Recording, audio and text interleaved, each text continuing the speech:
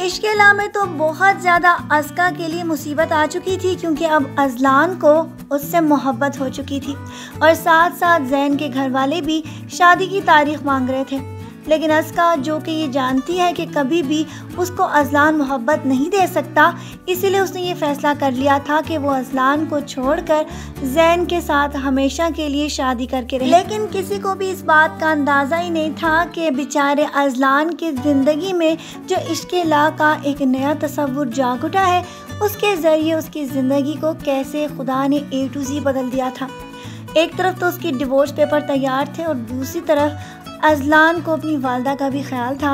लेकिन साथ साथ अस्का की मोहब्बत, जो कि इसके दिलो दिमाग में बहुत ज़्यादा रक्स कर रही थी, अब वही उसकी कामयाबी का भी बाइस बनी, क्योंकि उसकी फैमिली ने तो इस बात के ऊपर भी अस्का के ऊपर फ़ैसला डाल दिया था कि वो जो चाहे वो फ़ैसला करे। क्योंकि वैसे तो अब उनको अज़लान की बदलती हुई हालत के बाद इस बात का अंदाज़ा हो गया था कि वो उसका बहुत ज़्यादा ख्याल रख सकता है। लेकिन एक तरफ तो अस्का की मोहब्बत, जो कि मेडिकल कॉलेज के पहले दिन से ही स्टार्ट हो चुकी थी, उसको वो भला कैसे फरामोश कर सकते थे। इसीलिए सारा फ़ैसला अज़लान और उसके साथ साथ उसकी फैमिली ने भी अस्का पर डाल दिया था। यहाँ तक कि अज़लान ने ज़ैन के साथ मुलाकात करके भी उसको इस बात का अंदाज़ा कर दिया था कि वो उससे बहुत ज़्यादा मोहब्बत करता है और अगर वो उसको ज़िंदगी में कभी खुश ना रख सका तो फिर वापसी का कोई भी रास्ता नहीं।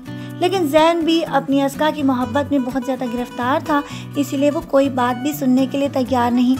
इसीलिए अज़लान ने अपनी मोहब्बत को ही ये मौका देने की कोशिश की थी कि आया वो ज़ैन के हक़ में फ़ैसला करती है या फिर अज़लान, जो कि उसकी मोहब्बत में इश्क़-ए-ला की मोहब्बत तक भी पहुंच चुका है, उसका रास्ता अब बिल्कुल इसी तरह चलने वाला था।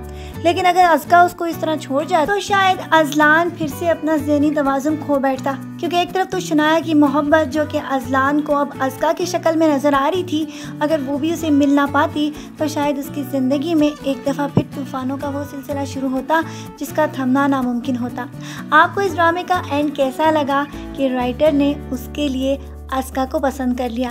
अगर तो वो ये एंड चेंज कर लेता तो शायद हम सबको ही बहुत ज़्यादा दुख होता। आपकी इसके बारे में क्या राय है कि आपको इसका एंड कैसा लगा? अपनी राय से हमें ज़रूर आगाह कीजिएगा। फिर मिलेंगे नेक्स्ट एपिसोड्स के प्रोमो रिव्यूज़ में। अपना ढेर सारा ख्याल रखिएगा। मेरी बहुत सारी दुआएं हमेशा आपके साथ इसी तरह कामयाबी बनकर आपको अपनी ज़िंदगी में नज़र आएंगी। फिर मिलते हैं। अल्लाह हाफिज़।